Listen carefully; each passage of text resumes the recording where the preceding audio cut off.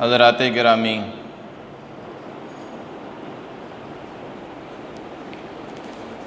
آج کا جمعہ ماہ ذی الحجہ کا آخری جمعہ ہے۔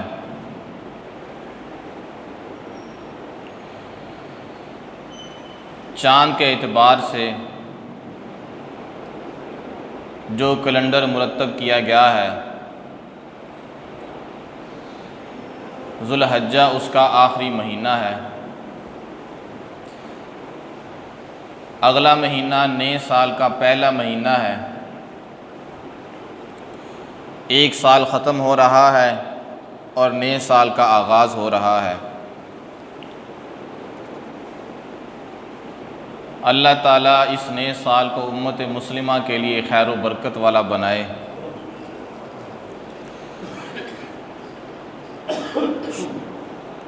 شروع ہی میں ایک ضروری بات عرض کر کے پھر اصل بات کی طرف میں آتا ہوں۔ ہمارے ہاں جب نئے سال کا آغاز ہوتا ہے،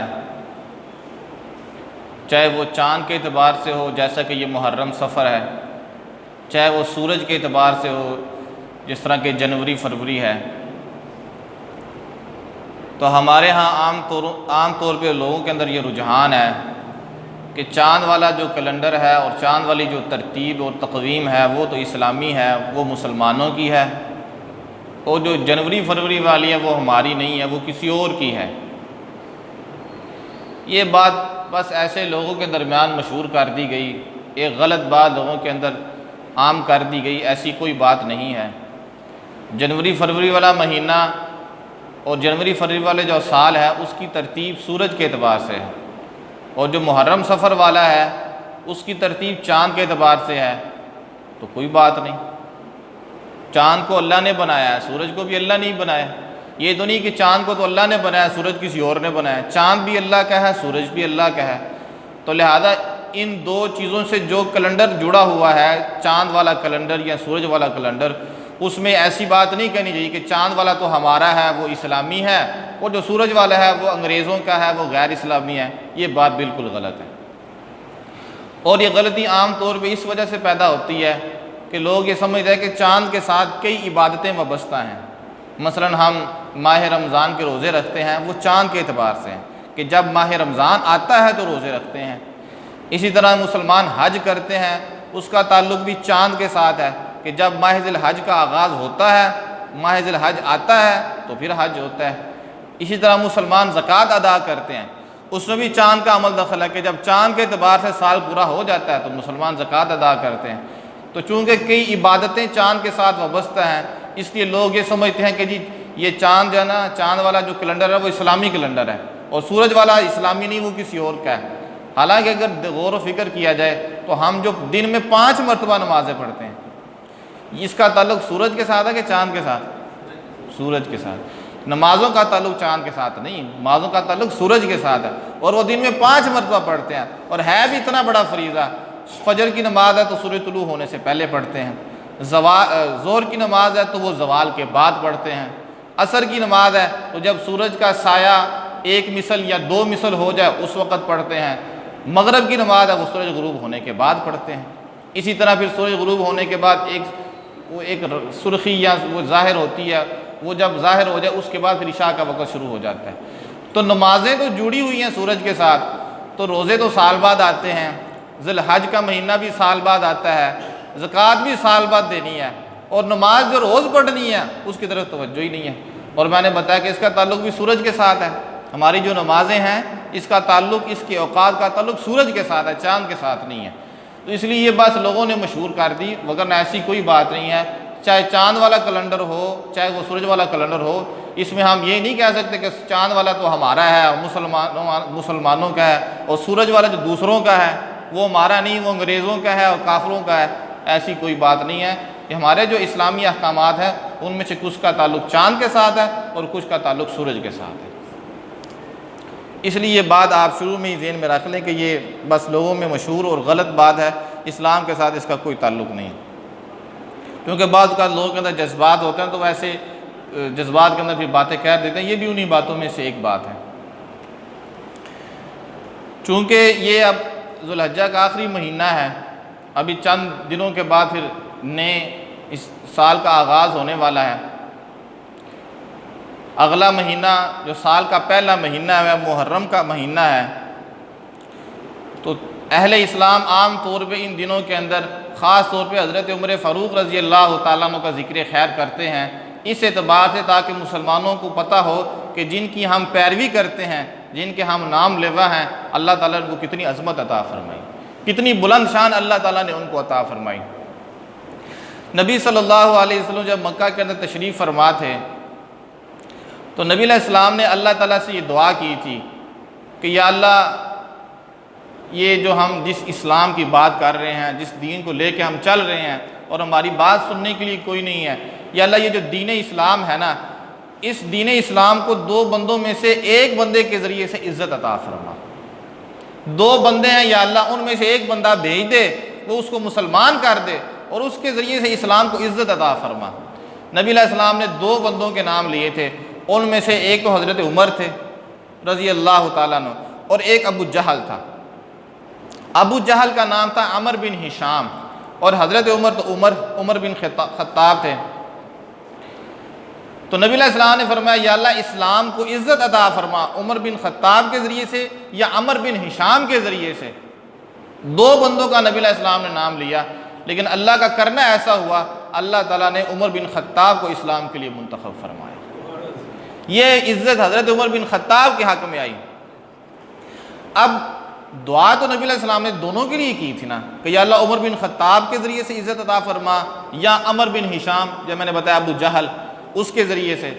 تو نام تو نبی علیہ السلام نے دو کے کہا تھا کہ یا اللہ کسی ایک کو، تو اللہ نے کس کو منتخب فرمایا؟ عمر بن خطاب۔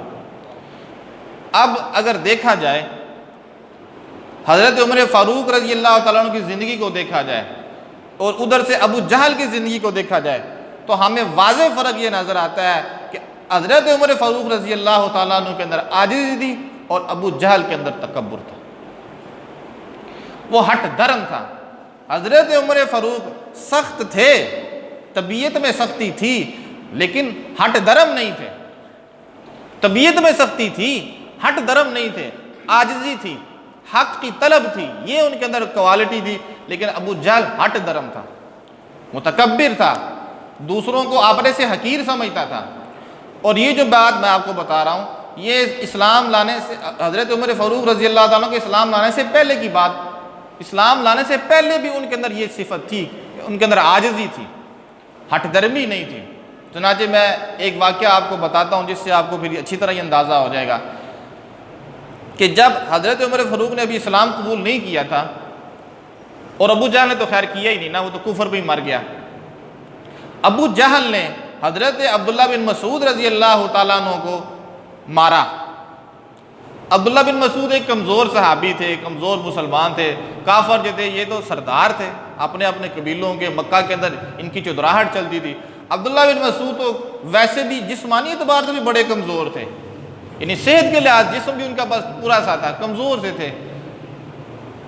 وہ جیسے میں نے آپ کو شاید پہلے بتایا بھی تھا کہ ایک دفعہ یہ کسی درخت کے اوپر چڑھے غالباً، تو ان کی نا پنڈلی نظر آ گئی، تو پتلی سی پنڈلی تھی ان کی، تو صحابہ کرام ان کی پنڈلی دیکھ کے ہنسنے لگ گئے۔ جیسے ہمارے ہاں بھی ایسے ہوتا ہے، کسی کو بہت کوئی کمزور سا بندہ ہو تو اسے کہتے ہیں کانگڑی پلوان کہہ دیتے ہیں اس کو، یا ویسے طنز کرنے کے لیے ویسے اس طرح کے لفظ بول دیتے ہیں۔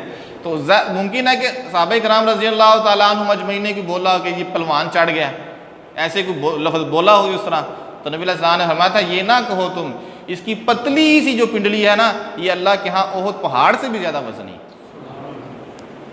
احد پہاڑ جو نا کئی میلوں پہ پھیلا ہوا ہے، اتنا بڑا احد پہاڑ ہے، جنہوں نے دیکھا وہ تو جانتے ہیں اتنا بڑا احد پہاڑ ہے، پنڈلی کی کیا حیثیت ہے، لیکن اللہ کے ہاں وہ احد پہاڑ سے بھی زیادہ وزنی ہے۔ تو ایک کمزور سے تھے عبداللہ بن مسعود، پتلے سے۔ ابو جہل نے مارا، تھوڑا سا مار کے بھی دھکا بھی دے دیا، آخر میں جیسے دھکا بھی دے کے چلا گیا۔ اب بیچارے کمزور، وہ ہٹا کٹا تھا، یہ پتلے سے کمزور سے تھے، اس نے دھکا دیا تو یہ گر گئے، وہ چلا گیا۔ اور حضرت عمر یہ دیکھ رہے تھے، ابھی اسلام قبول نہیں انہوں نے کیا تھا، وہ آئے اور عبداللہ بن مسعود کو اٹھایا۔ وہ اپنے ذہن میں یہ ڈرے ہوئے تھے کہ پہلے ابو جہل مار گیا، اب کہ یہ نہ مجھے مارنے لگ جائے، کیونکہ اس وقت تو عمر نے بھی اسلام قبول نہیں کیا تھا۔ لیکن حضرت عمر نے کچھ نہیں کہا، بس اٹھایا بس دیکھا ایک دفعہ کہ یہ بیچاروں کے اوپر کتنی پریشانی ہے ان مسلمانوں کے اوپر، دیکھا ہوا ہوگا ان کی جو عاجزی ہے، ان کے اوپر جو حالات کی جو زور پڑا ہوا ہے ان کے اوپر، دیکھا ہوگا زمر نے ان کی آنکھوں میں دیکھا ہوگا کہ یہ بیچارے کتنا ظلم یہ برداشت کر رہے ہیں، اور دیکھ کے وہ چلے گئے، اٹھایا کچھ نہیں کہا عبداللہ بن مسعود کو، چلے گئے۔ اور پھر عبداللہ بن مسعود نے پھر کہا کہ مجھے لگتا ہے کہ نبی علیہ السلام نے جو دعا کی ہے نا کہ اللہ تعالیٰ عمر بن خطاب یا عمر بن ہشام کے ذریعے سے اسلام کو عزت عطا فرما، عبداللہ بن مسعود کہتے تھے میرا خیال یہ ہے اے عمر اللہ تمہیں توفیق عطا فرمائے گا، میرا خیال ہے کہ اللہ تمہیں توفیق عطا فرمائے گا۔ تو پھر ایسے ہی ہوا، تو پھر ایسے ہی ہو گیا۔ تو اصل میں یہ بتانا چاہتا تھا کہ حضرت عمر فاروق رضی اللہ عنہ اگرچہ وہ مزاجاً سخت تھے، ہٹ درب نہیں تھے، متکبر نہیں تھے، حق کی طلب رکھنے والے تھے، عاجز تھے، ہٹ درب نہیں تھے۔ اسی کا ایک نمونہ میں اور آپ کو بتاتا ہوں، وہ نمونہ ہے اسلام قبول کرنے کے بعد کا۔ نبی حضرت عمر فاروق رضی اللہ تعالیٰ عنہ حضرت بلال رضی اللہ تعالیٰ عنہ جو کسی زمانے میں غلام رہ چکے تھے، حضرت ابوبکر صدیق رضی اللہ تعالیٰ عنہ نے حضرت بلال کو خریدا اور خرید کر آزاد کر دیا۔ حضرت ابوبکر نے خریدا اور خرید کے آزاد کر دیا۔ تو حضرت عمر فاروق رضی اللہ تعالیٰ عنہ کے سامنے جب حضرت بلال آتے نا تو حضرت عمر فرماتے یہ ہمارا سردار ہے۔ حضرت بلال کو کیا فرماتے؟ یہ سردار ہے۔ جو عرب لوگ تھے نا ان کے ہاں اس بندے کی کوئی حیثیت نہیں تھی جو غلام ہو یا غلامی کے بعد آزاد ہو گیا ہو، اس کو کوئی وقت نہیں دیتے تھے کہ یہ تو غلام رہ چکا ہے، یا اگر غلام ہے تو پھر تو بالکل ہی کوئی وقت نہیں ہے، اور اگر وہ کسی زمانے میں غلام رہ چکا ہے اور اس کو آزاد کہتے اس کی بھی وہ ان کے ہاں کوئی قدر و منزلت نہیں تھی۔ تو حضرت بلال تو غلام رہ چکے تھے اور کافروں کے ہاتھوں کو اتنی مارے بھی کھا چکے تھے، لیکن حضرت عمر فاروق جب ان کو کیا کہتے تھے جب وہ ان کے پاس آتے تھے؟ ہمارا سردار ہے۔ حضرت بلال کو کہتے تھے ہمارا سردار ہے، بلکہ یہاں تک فرماتے تھے یہ ہمارا سردار ہے اور اس کو آزاد بھی ہمارے سردار نے کیا ہے، کیونکہ ابوبکر صدیق نے جو آزاد کیا تھا تو وہ کہتے تھے یہ ہمارا سردار ہے اور جو اس کو آزاد کرنے والا نا وہ بھی ہمارا سردار ہے۔ تو غلاموں کو عزت دینا وہاں تو رواج ہی نہیں تھا۔ تو اصل جو بات ہے میں بتانا چاہتا ہوں وہ یہ کہ حضرت عمر فاروق رضی اللہ تعالیٰ عنہ کے اندر حق کی طلب تھی، عاجزی تھی، ہٹ درمی نہیں تھی، تکبر نہیں تھا۔ یہی وجہ پھر نبی علیہ السلام نے جب دعا کی نا کہ یا اللہ عمر بن خطاب کے ذریعے سے اسلام کو عزت عطا فرما یا عمر بن ہشام کے ذریعے سے اسلام کو عزت عطا فرما، تو اللہ تعالیٰ نے عمر بن خطاب کا انتخاب فرمایا تھا۔ ہٹ درم نہیں تھا، ابو جہل ہٹ درم تھا، ابو جہل متکبر تھا، کفر کے اوپر مڑا، اور پھر اس کی ہٹ درمی کی تو بہت ساری باتیں ہیں۔ ایک بات جو جس سے پتہ آپ کو خوب اندازہ آئے گا کتنا بڑا ہٹ درم اور متکبر تھا، اور وہ بھی بڑی دلچسپ بات ہے کہ ابو جہل جنگ بدر کے اندر مارا گیا تھا۔ اس کے اوپر شروع میں چند بچوں نے حملہ کیا تھا لیکن مرا نہیں تھا، زخمی بڑا ہو گیا تھا، بڑا زخمی ہو گیا تھا، اتنا زخمی ہو گیا تھا کہ بس لیٹ گیا، کچھ کر نہیں سکتا، اتنا زخمی ہو گیا تھا۔ تو جب یہ بالکل اس کا آخری وقت تھا تو وہی عبداللہ بن مسعود، کون سے بلا؟ جو میں نے بتایا کہ جن کو یہ دھکے دے کے اس نے گرایا تھا، عمر بن خطاب نے اٹھایا تھا، وہ عبداللہ بن مسعود ان کی نظر پڑ گئی، انہوں نے کہا یہ اللہ کا دشمن ہے، وہاں گئے اور اس کے سینے کے اوپر جا کے چڑھ گئے۔ اللہ کے کام ہے۔ یہی عبداللہ بن مسعود کل اس کے ہاتھوں دھکے کھا رہے تھے، آج ابو جہل نیچے ہے، عبداللہ بن مسعود اس کے اوپر ہے رضی اللہ تعالیٰ۔ وہ بدبخت اس وقت بھی باز نہیں آئے، اس نے کہا تم ایک بڑے قیمتی چیز کے اوپر آ کے تم بیٹھ گئے ہو، تم ایک بڑے سردار کے اوپر آ کے بیٹھ گئے ہو، تو میری گردن جو ہے نا وہ نیچے سے کاٹنا، نیچے سے، تاکہ جب سرداروں کی گردنیں پڑی ہوں گی نا تو میری اس گردن جب نیچے سے کٹی ہوگی تو میری گردن بڑی ہوگی، میری گردن بڑی ہوگی، نظر آئے گی۔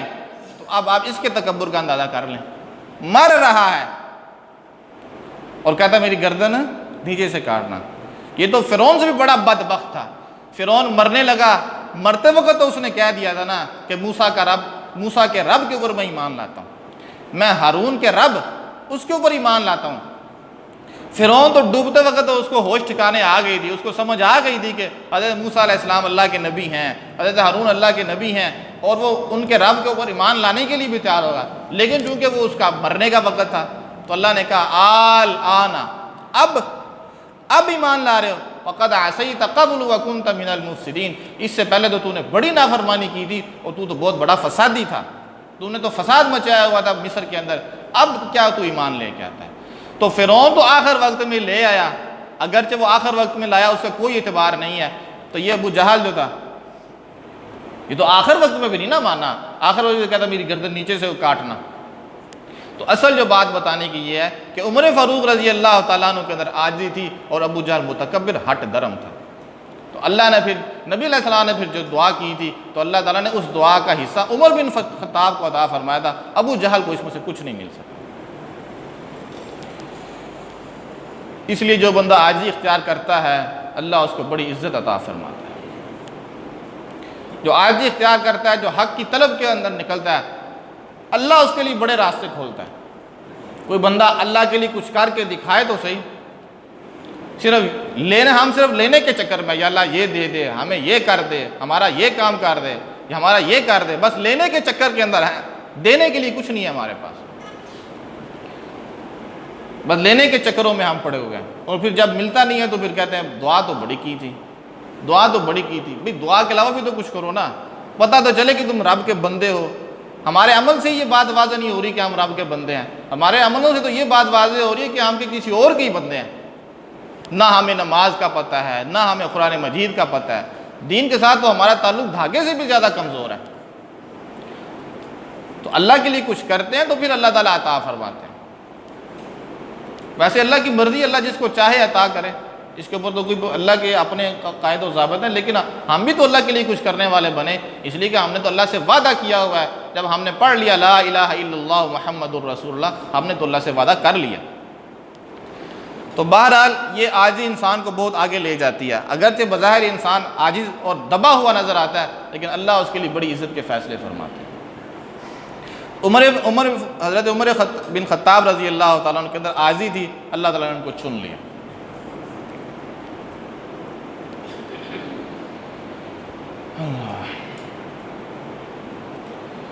اللہ تعالیٰ نے حضرت عمر بن خطاب رضی اللہ تعالیٰ عنہ کو بہت زیادہ کمالات کے ساتھ نوازا تھا۔ نبی علیہ السلام نے فرمایا کہ میں نے خواب دیکھی ہے، وہ خواب میں نے یہ دیکھی کہ میں دودھ پی رہا ہوں، تو پھر تھوڑا سا بچ گیا، تو میں نے وہ خواب کے اندر ہی میں نے وہ دودھ عمر کو دے دیا رضی اللہ تعالیٰ۔ دودھ میں نے پیا اور پھر جو باقی بچ گیا وہ میں نے کس کو دے دیا؟ حضرت عمر کو رضی اللہ تعالیٰ۔ تو جو صحابہ بیٹھے ہوئے تھے جو سن رہے تھے تو انہوں نے کہا یا رسول اللہ پھر اس کی تعبیر کیا ہے، اس کی کیا تعبیر ہے؟ تو نبی علیہ السلام نے فرمایا اس کی تعبیر ہے علم۔ وہ دودھ جو میں نے پیا وہ علم ہے، ایک یعنی کہ وہ دودھ میں نے پیا نا، پھر اس نے پیا، میں اللہ کا نبی ہوں، میرے اوپر وحی آتی ہے، اب میرے پاس کوئی نبی تو نہیں ہے، نبوت کا دروازہ تو آپ صلی اللہ علیہ وسلم کے اوپر بند ہے، آج کے بعد کسی کو نبی نہیں بنایا جا سکتا، آپ آخری نبی ہیں۔ تو آپ نے فرمایا دودھ تو میں نے پیا لیکن میرا بچا ہوا عمر نے پیا، تو جو علم اللہ نے مجھے عطا فرمایا نا اس کا کچھ حصہ اس کے پاس بھی ہے، اس کا کچھ حصہ اس کو بھی عطا کیا گیا۔ چنانچہ کتنی دفعہ کئی واقعات جو آپ سنتے رہتے ہیں کہ حضرت عمر فاروق رضی اللہ تعالیٰ عنہ نے نبی علیہ السلام سے جا کے کہا یا رسول اللہ ایسے ہونا چاہیے، یہ کام ایسے ہونا چاہیے، تو نبی علیہ السلام نے فرمایا اللہ کی طرف سے تو ابھی کوئی حکم نہیں ہے تو میں کیسے کروں؟ حضرت عمر نے کہا نہیں ایسے ہونا چاہیے، ایسے ہونا چاہیے، بس تھوڑا ہی وقت گزرتا تھا تو اللہ تعالیٰ کی طرف سے وحی آ جاتی تھی کہ عمر جو کہہ رہا ہے بالکل صحیح کہہ رہا ہے، عمر جو کہہ رہا ہے بالکل صحیح کہہ رہا ہے۔ تو وہ جو خواب دیکھا تھا نا کہ وہ دودھ عطا فرمایا، پھر نبی علیہ السلام نے وہ آگے عمر کو عطا فرمایا، وہ واقعہ تھا نا ایسے ہی ہوتا تھا، کئی مواقع ہیں، کئی مواقع کہ جن میں حضرت عمر فاروق رضی اللہ تعالیٰ عنہ نے نبی علیہ السلام کو مشورہ دیا تو اللہ تعالیٰ نے اس مشورے کو حکم بنا دیا کہ اب ایسے ہی ہوگا جیسے عمر نے کہا۔ وہ بہت سارے واقعات ہیں، بس نمونے کے طور پہ میں ایک دو آپ کو سنا دیتا ہوں، جن میں سے ایک واقعہ یہ ہے کہ جب غزوہ بدر کے موقع پہ نبی صلی اللہ علیہ وسلم جنگ کے لیے گئے، 70 کافر قتل ہو گئے، 70 کافر مسلمانوں کے ہاتھ قید میں آ گئے، قیدی ہو گئے 70 کافر۔ اب یہ جو 70 کافر قیدی ہوئے تھے، ان کے بارے میں کیا کرنا ہے؟ نبی علیہ السلام کا مشورہ یہ تھا، نبی علیہ السلام کا کہنا یہ تھا کہ ان سے پیسے لے کے ان کو چھوڑ دیا جائے، فدیہ لے کے چھوڑ دیا جائے، یا یہ ہے کہ مسلمانوں کو لکھنا پڑھنا سکھائیں، اور جو لکھنا پڑھنا سکھائے گا اس کو چھوڑ دیا جائے گا۔ اس وقت لکھنے پڑھنے کی اتنی اہمیت تھی، کیونکہ لکھنا پڑھنا تھا ہی نہیں اس وقت، اتنی اہمیت تھی، یعنی کہ اس کی بنیاد پہ اس کی آزادی کا فیصلہ کر دیا۔ حضرت عمر فاروق رضی اللہ تعالیٰ عنہ کا خیال یہ تھا کہ نہ، ان سے فدیہ نہ لیا جائے، ان کو قتل کیا جائے۔ لیکن ظاہر حضرت ابوبکر صدیق کا بھی وہی مشورہ تھا جو نبی علیہ السلام کا تھا، اور خود نبی علیہ السلام بھی وہی کہہ رہے تھے کہ ان سے فدیہ لیا جائے، اور جو فدیہ نہیں دے سکتے وہ مسلمانوں کو لکھنا پڑھنا سکھا دیں، پھر ان کو چھوڑ دیا جائے۔ عمر فاروق کا کیا فیصلہ تھا کہ ان کو قتل کر دیا۔ تو بہرحال بھی نبی علیہ السلام کے فیصلے کے اوپر یہ عمل ہوا، چھوڑ دیا گیا۔ لیکن اللہ تعالیٰ کو یہی بات پسند تھی کہ ان کافروں کو قتل کر دیا جائے، اللہ کو یہی بات پسند تھی۔ پھر اللہ تعالیٰ نے پھر آیات اتاری کہ عمر کی بات ٹھیک بات تھی، اس کے اوپر فیصلہ ہونا چاہیے تھا، اس کے مطابق فیصلہ ہونا چاہیے تھا کہ اس نے جو کہا تھا نا گردنیں کاٹ دی جائیں، ان کافروں کی گردنیں ہی کاٹنی چاہیے تھی، ان سے پیسے لے کے ان کو چھوڑنا نہیں چاہیے تھا۔ اب ایک طرف نبی علیہ السلام کا فیصلہ ہے، حضرت ابوبکر صدیق رضی اللہ تعالیٰ عنہ کا فیصلہ ہے، دوسری طرف حضرت عمر کا فیصلہ ہے۔ حضرت عمر فیصلے کو اللہ کی وحی کی تائید حاصل ہوئی۔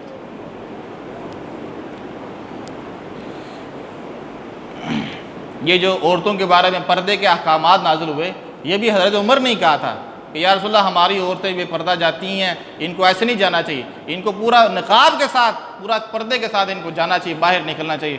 تو پھر اللہ تعالیٰ نے حکم اتار دیا کہ اہل ایمان اور مسلمان عورتوں کو چاہیے کہ وہ جب باہر نکلیں تو پورا نقاب کر کے باہر نکلیں۔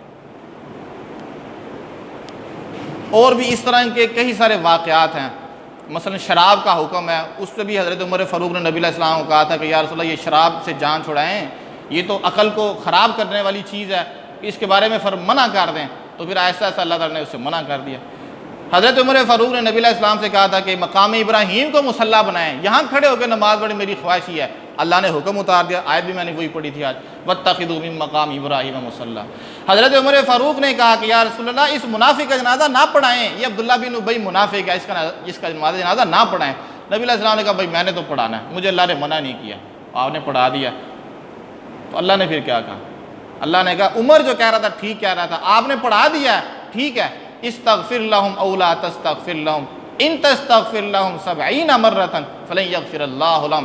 آپ اس منافق کے لیے 70 بار بھی مجھ سے بخشش کی دعا مانگیں گے، میں اس کو پھر بھی معاف نہیں کروں گا۔ عمر کی بات ٹھیک تھی۔ اور بھی واقعات ہیں، لیکن جو بات آپ کو بتانی ہے، جب اللہ تعالیٰ کسی بندے کو کوئی مقام اور منصب عطا فرماتے ہیں تو اللہ تعالیٰ پھر اسے غلطی بھی کرواتے ہیں، یہ اللہ کا اصول ہے، اللہ اسے غلطی بھی کرواتے ہیں تاکہ پتہ چلے یہ بندہ ہے، یہ کوئی ایسی چیز نہیں کہ جو مرضی کر دے، یہ بندہ ہی ہے، کسی اللہ کا مقابلہ نہیں کر سکتا۔ حضرت عمر فاروق رضی اللہ تعالیٰ عنہ کے کتنی واقعات میں نے گنوائے آپ کو، اس کے علاوہ بھی واقعات ہیں کہ جو انہوں نے کہا اللہ نے وہی بنا کے اتارا، لیکن کئی واقعات ایسے ہیں کہ اللہ نے عمر فاروق سے غلطی کروائی، عمر فاروق سے غلطی ہوئی، تاکہ لوگوں کو پتہ تو چلے کہ یہ نہیں کہ جو بھی عمر فاروق رضی اللہ تعالیٰ کہتے ہیں کہ ٹھیک، لیکن غلطی ان سے بھی ہوگی، غلطی سے پاک صرف اللہ کی ذات ہے۔ اب اس کا نمونہ میں آپ کے سامنے رکھتا ہوں کہ جب صلح حدیبیہ ہوئی تھی، نبی صلی اللہ علیہ وسلم نے کافروں سے صلح کی تھی، مکہ کے کافر، ان سے نبی علیہ السلام نے صلح کر لی تھی۔ آپ کو تھوڑا بہت اندازہ ہوگا، اس میں کچھ ایسی شرائط تھیں جو بظاہر مسلمانوں کے خلاف تھیں، اس صلح کے اندر کچھ ایسی شرائط بھی تھیں جو بظاہر مسلمانوں کے خلاف تھیں۔ مثلا اس کے اندر یہ شرط تھی کہ کوئی بندہ، کوئی مسلمان اگر مکہ سے مدینہ چلا جائے، مسلمان اپنی مرضی سے مسلمان ہوا تھا، اب وہ مکہ سے مدینہ جانا چاہتا ہے۔ اگر وہ مدینہ چلا گیا تو مدینہ کے لوگ نبی صلی اللہ علیہ وسلم اور صحابہ اس بندے کو واپس بھیجیں گے مکہ، لیکن اگر مدینہ سے کوئی بندہ مکہ چلا گیا تو مکہ والے واپس نہیں بھیجیں گے۔ اب شرط تو نہیں نا ٹھیک ہے، اگر ایک نے واپس کرنا پھر دوسرا بھی واپس کرے، اگر ایک نے واپس نہیں کرنا تو دوسرا بھی واپس نہ کرے۔ اب مسلمانوں کے اوپر یہ پابندی لگا دی گئی کہ تم نے واپس کرنا ہے، کافروں کے لیے کوئی پابندی نہیں، وہ واپس کریں یا نہ کریں۔ یہ ظاہر مسلمان دبے ہوئے تھے۔ پھر اس میں ایک شرط یہ بھی تھی کہ مسلمان عمرہ کرنے آئے ہیں، کتنا لمبا سفر کر کے آئے ہیں، یہ ایسے ہی واپس جائیں، اگلے سال پھر دوبارہ آئیں گے تو عمرہ کریں گے۔ یہ بھی مسلمانوں کو نیچا کرنے والی بات تھی کہ مسلمان بھائی اتنی دور سے آگے، مکہ کے قریب حدیبیہ میں پہنچ چکے ہیں، اب مکہ تو تھوڑا سا دور ہے کعبہ، تو تم عمرہ نہیں کرنے دے رہے۔ کافروں نے کہا نہیں کرنے دینا، چلو واپس، آئندہ سال آؤ گے پھر عمرہ کرنا۔ یہ بھی بات مان لی۔ اور بھی کچھ ایسی سخت قسم کی انہوں نے شرطیں لگائیں، نبی علیہ السلام نے سب مان لی۔ لیکن اللہ کا کرنا ایسا ہوا کہ اس واقعے کے بعد کئی لوگ جو اسلام کے اندر داخل ہونا شروع ہو گئے۔ اللہ تعالیٰ نے اس دبی ہوئی صلح سے اندر خیر کے فیصلے نکالے، خیر ہی خیر نکلی۔ وہ ایک لمبا واقعہ ہے، لمبی تفصیل ہے، لیکن بہرحال صلح حدیبیہ کے بعد مسلمانوں اوپر کی طرف گئے، نیچے کی طرف نہیں آئے۔ صلح اگرچہ دب کے ہوئی تھی، تو بہرحال جو میں نے بات بتانی ہے وہ یہ کہ یہ صلح دب کے ہو گئی۔ حضرت عمر فاروق، ابو بکر صدیق رضی اللہ تعالیٰ عنہما، یہ دونوں ایک سائیڈ پہ ہو گئے۔ حضرت عمر غصے کے اندر، غصہ چڑھا ہوا ہے حضرت عمر کو۔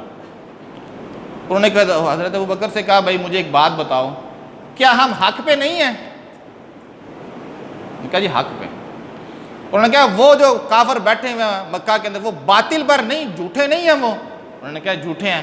انہوں نے کہا اگر وہ کافر مار دیں تو وہ جہنم کے اندر نہیں جائیں گے؟ انہوں نے کہا جائیں گے۔ اگر ہم مسلمانوں میں سے کوئی مار دے ہم جنت میں نہیں جائیں گے؟ انہوں نے کہا جائیں گے۔ انہوں نے کہا پھر یہ ہو کیا رہا ہے، یہ صلح دب کر کیوں کی؟ غصہ چڑھا ہوا تھا حضرت عمر کو، یہ صلح دب کے کیوں کی گئی، نیچے لگ کے کیوں صلح کی مسلمانوں نے؟ صلح تو نبی علیہ السلام نے کی تھی۔ تو حضرت ابوبکر صدیق نے پھر ڈانٹا، انہوں نے کہا اے عمر ہوش کر، یہ صلح اللہ کے نبی نے کی ہے، یہ صلح اللہ کے نبی نے کی ہے، تم کیا کہہ رہے ہو؟ بالکل ایسی بات نہ کہو۔ ٹھیک ہے شرائط اس میں کچھ ایسی آ گئیں کہ جس میں بظاہر مسلمانوں کا پلڑا نیچے ہے، لیکن خیال کرو یہ صلح اللہ کے نبی نے کی ہے۔ حضرت عمر کو تو ہل نہ گئے ایک دفعہ، جسے ہماری زبان میں آج کل وہ مشہور ہے نا، کانپیں ٹانگنے لگ گئی، ہل گئے ایک دفعہ کہ واقعی یہ میں ٹھیک نہیں کہہ رہا تھا، ابوبکر صدیق نے صحیح کہا ہے، یہ تو صلح اللہ کے نبی نے کی ہے، میں کون ہوتا ہوں ان کے اوپر اعتراض کرنے والا اور یہ کہنے والا کہ یہ صلح کیوں کی ہے، صلح دب کے کیوں کی، یہ صلح تو اللہ کے نبی نے کی ہے۔ عمر فاروق پھر اس پہ شرمندہ بھی ہوئے اور آئندہ زمانے میں بھی شرمندہ ہوتے تھے جب کبھی ان کو یاد آتا تھا کہ میں نے یہ کیوں ایسے کہا تھا۔ اب ایک طرف یہ ہے کہ بولتے ہیں تو وہی آ جاتی ہے، ایک طرف تو یہ حال ہے کہ بولتے ہیں تو وہی آ جاتی ہے، اور ایک طرف یہ ہے کہ بولنے ہیں تو غلط بول رہے ہیں، پریشان ہوئے ہیں، شرمندہ ہوئے ہیں، مجھے نہیں کہنا چاہیے تھا۔ یہ اللہ کرواتا ہے ایسی غلطیاں بندوں سے۔ اللہ سب سے بڑھ کر ہے، اللہ سے بڑھ کے کوئی نہیں ہے، اللہ سے بڑھ کے کوئی نہیں۔ اور اس سے بھی بڑھ کے اگر آپ دیکھیں کہ جب ہمارے نبی حضرت محمد مصطفیٰ صلی اللہ علیہ وسلم کی وفات ہوئی تھی، حضرت عمر فاروق رضی اللہ تعالیٰ عنہ مانتے تھے کہ وفات ہوئی ہے، وہ کہتے تھے جو یہ کہے گا کہ نبی علیہ السلام کی وفات ہوئی میں اسے قتل کر دوں گا، مار دوں گا میں اسے۔ ہمارے نبی علیہ السلام اللہ سے ملاقات کرنے کے لیے گئے ہیں، اس طرح کہ حضرت موسیٰ علیہ السلام طور پہ حضرت اللہ تعالیٰ کی ملاقات کرنے کے لیے گئے تھے، واپس آ گئے تھے، اس طرح ہمارے نبی علیہ السلام بھی گئے ہیں، ان کے اوپر وفات، وہ فوت نہیں ہوئے، ان کے اوپر موت نہیں آئی ابھی تک، وہ زندہ ہیں۔